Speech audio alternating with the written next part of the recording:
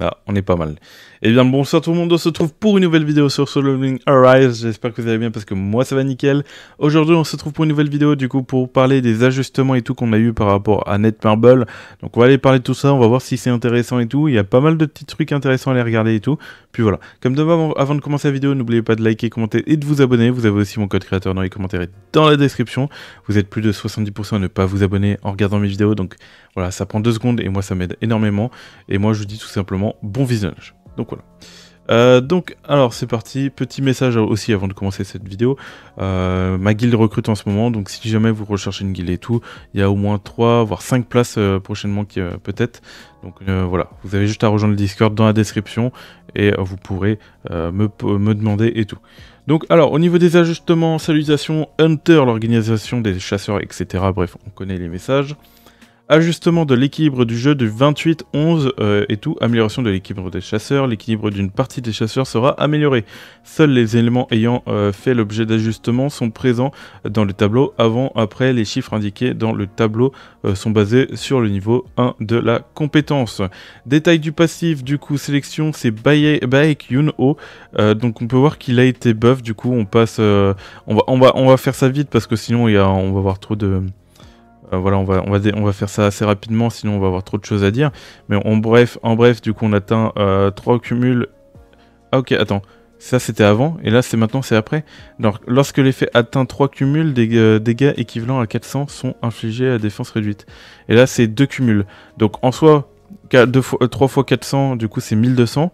Et là, c'est un nerf, non qui inflige des dégâts équivalents à 600 de la défense de l'utilisateur appliquée. Et c'est surtout ça qui est rajouté. Lorsque l'effet violente explosion est utilisé sur la cible, la défense est réduite de 5% supplémentaire. Donc il va plus débuff l'ennemi, il va avoir plus un intérêt pour débuff l'ennemi. Ok. En tout cas, du coup on passe de 2, donc ça passe à 1200. Et là, on passe de 3 pour passer à 1200. Donc non, c'est pas un nerf. On va dire que c'est pour simplifier le personnage. Voilà. Ok, durée illimitée, et la durée illimitée jusqu'à 1 cumul, voilà. Okay. Donc voilà, lors de l'utilisation de la compétence, voilà. Ensuite, donc ça c'était le détail du passif.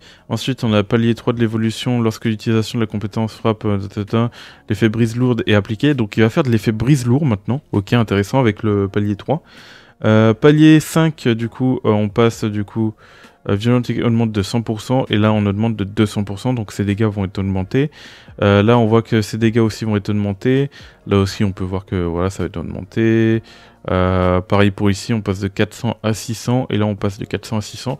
Donc ces dégâts ont été augmentés, son utilité et comment dire, son efficacité, on va dire en termes d'équipe ou justement de rapidité a été améliorée aussi. Ok. Amélioration de l'équilibre des armes de Sun Jinwoo. L'équilibre d'une partie des armes de Sun Jinwoo sera amélioré. Vérité, lance chevalier démoniaque. Je ne vois pas du tout c'est laquelle. Malédiction, au bout de 5 cumuls, elle inflige les dégâts supplémentaires équivalents à 1000. Ah ok, c'est l'arme de guilde. Tac, supplémentaire équivalent à 1000. L'attaque de l'utilisateur, lorsque les dégâts supplémentaires sont subis, les effets se dissipent. Ok. Et du coup, l'amélioration, c'est que ça va être 3 cumuls du coup maintenant. Donc on n'a plus besoin d'avoir 5 cumuls, donc ça va être vraiment plus simple. Et inflige des dégâts supplémentaires équivalents à 2000 de l'attaque de l'utilisateur. Donc on passe de 1000 à 2000, donc à mon avis ça peut être énervé à voir ce que ça donne. Lorsque les dégâts supplémentaires subis, voilà. Ensuite, ajustement de l'équilibre des artefacts. Du coup, on a un grand changement au niveau des artefacts, justement qui sont avant Baran, avant Vulcan je veux dire. Donc voilà. On va aller voir, effet de panoplie, du coup là on a le panoplie belliciste, donc le chevalier sanglant. Lorsque l'attaque de l'utilisateur touche sa cible, l'attaque de la défense de ce dernier augmente de 3% pendant 6 secondes. Et là maintenant on passe de l'attaque et la défense de ce dernier augmente de 8% pendant 8 secondes, ce qui devient plus intéressant. Surtout pour les personnes qui débutent sur le jeu, ça veut dire que vous allez gagner plus de stats au début, donc ça va être plus intéressant pour vous d'équiper ces équipements pour progresser. Ensuite, effet de panoplie, en attaquant, l'utilisateur ignore 15% de la défense de la cible, et là on passe à 18% pour le stuff armé, voilà. Donc 3%, ok, bon je pense pas que ça va changer grand chose, après ça peut peut-être être intéressant. Champion de la bataille, œil rouge, du coup, augmente l'attaque de l'utilisateur de 5% pendant 4 secondes en cas de coup critique. Et là, du coup, on passe à 8% pendant 8 secondes. Donc en sachant que bah, du coup ça dure plus longtemps, et en sachant que c'était un stuff qu'on utilisait vraiment, mais vraiment beaucoup avant. Donc il y a peut-être moyen que ce buff devienne intéressant, je sais pas, à voir par rapport à ça. Et le cumul maximum de l'effet de l'attaque augmente de 4 instances, et là ça augmente à 6, ok.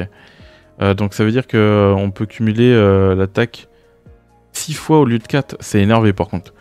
Ça peut être énervé, du coup on passe de 16, 32, c'est terrible, je sais plus calculer, et du coup on passe à 48% d'augmentation, c'est pas dégueulasse. Hein.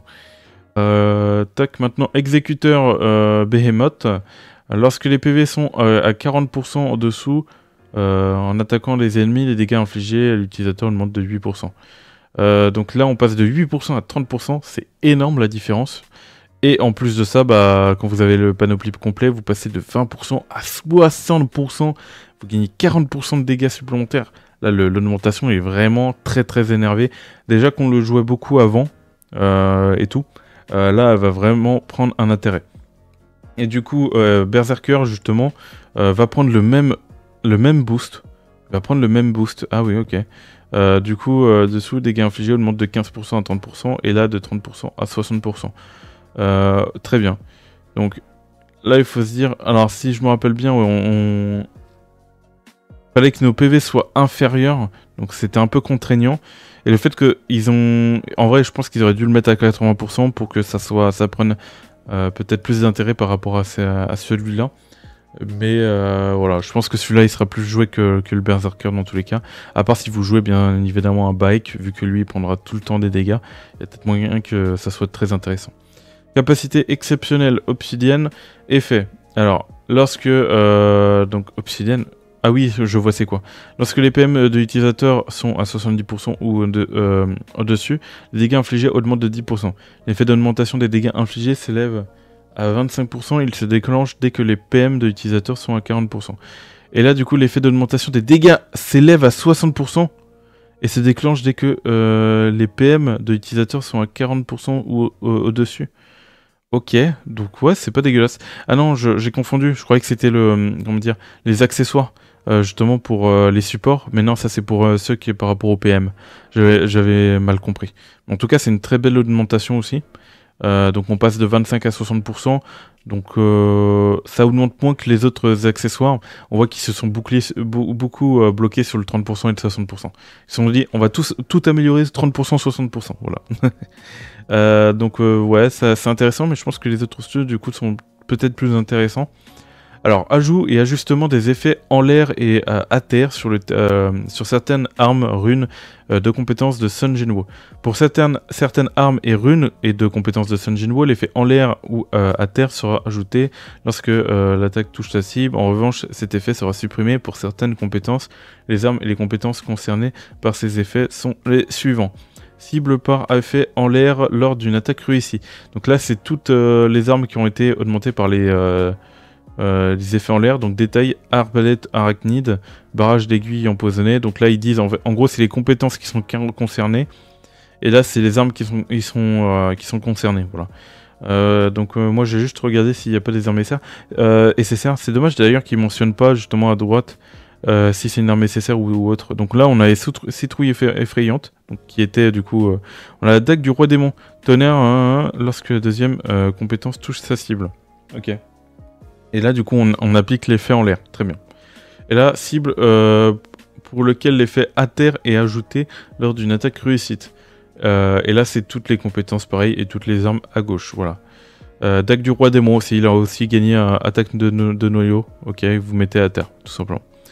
Cible pour laquelle l'effet en l'air et à terre sont supprimés lors d'une attaque réussite. Tueuse de chevalier et télékinésie en l'air. Ok. Donc elle a été supprimée, donc je sais pas pourquoi. Dites-moi si vous savez pourquoi ça a été supprimé. Peut-être qu'il y avait un glitch avec ça, parce que je vois pas d'intérêt d'enlever ça en soi, hein. Non, je vois pas d'intérêt. Ajustement de la difficulté des chapitres en mode difficulté inversée de l'histoire. En mode histoire, difficulté inversée, le niveau des monstres et de la puissance totale recommandée sera réduit pour les chapitres suivants. Les niveaux concernés par les ajustements ainsi que les niveaux et la puissance totale modifiée sont les suivantes. Donc on peut voir que du coup au niveau de rang E, d'accord. Donc on peut voir du coup tous les niveaux, voilà, par rapport au chapitre d'histoire, le niveau actuel et le niveau d'après. Donc on peut voir qu'on passe du niveau 25 au niveau 20, et petit à petit ouais, on va faire l'écart. Là au début on a 19 000, ils ont pas réduit, mais petit à petit vers la fin ils ont diminué comme on peut le voir. On va aller directement à la fin pour voir. Justement, wow, ils ont réduit vraiment tout là. Et on passe du coup de 1 million à 800 000. C'est assez énervé la différence. Et là, du level 102 au level 92. Ok. Ok, donc ouais, ils ont pas mal réduit la difficulté. Histoire secondaire, mode difficile. Et là, ils ont fait pareil. Ils ont fait pareil pour là, ils ont réduit la difficulté. Donc on passe... Bon, c'est quand même énervé là. On passe... on perd quasiment 300 000 de puissance. 250 000. Donc c'est vraiment pas mal. Et du coup, on a le mode inversé. Ok. Ouais, ils ont tout réduit ici. Et on passe du coup de 962 000 à 523 000. Là, on a quasiment 400 000 de différence. Donc c'est énervé. Ça veut dire que le mode chasseur, enfin, le mode inversé a été vraiment nerf comme pas possible. Ça veut dire que je vais l'allumer le mode du coup. Là, pour farmer les ressources, je vais le faire à une vitesse. Ça va être agréable, je pense. Vu le nombre de récompenses qu'il y a à récupérer et tout en plus. Donc voilà. Voilà pour les ajustements. Donc c'était beaucoup d'ajustements, surtout pour le mode d'histoire. Moi, ce que j'ai trouvé intéressant, c'est justement pour les personnages et pour l'histoire forcément. Donc ça va permettre à ceux qui galéraient de progresser. Mais les accessoires là, c'est intéressant à voir justement ce que ça donne. Parce que passer quand même de 20% à 60%, c'est quand même assez énervé. Après, je pense pas qu'ils vont réussir à revenir quand même dans la méta. Bon voilà, à voir. Après, s'il y a des équipements, s'il y a un équipement qui passe devant le set Vulcan, moi ça ne dérangerait pas, comme ça permettrait d'avoir un intérêt d'avoir plus de possibilités de stuffer nos personnages. Même si bon, ça va être un peu compliqué. Bon, bref, voilà par rapport à ça. Donc voilà, on a terminé pour cette vidéo. Attendez, hop, je rectifie, voilà, là on est bien. Donc voilà, j'espère que vous avez aimé cette vidéo, c'était la fin. Donc on a pu voir quand même pas mal de bonnes nouvelles par rapport à deux vidéos, enfin par rapport à ma vidéo découverte justement avec toutes les récompenses et cette vidéo avec les ajustements et tout. Ça fait plaisir. Donc voilà, j'espère que vous avez aimé cette vidéo. N'oubliez pas de liker, commenter et de vous abonner. Vous avez aussi mon code créateur de commentaire dans la description. Je parle de plus en plus vite quand je dis ça, c'est terrible. Vous êtes plus de 70% à ne pas vous abonner en regardant ma chaîne, donc voilà. Je me suis carrément automatisé, c'est terrible. Donc voilà, n'hésitez pas à vous abonner, ça fait plaisir. Tchuss tout le monde, c'était Virtual, bye tout le monde.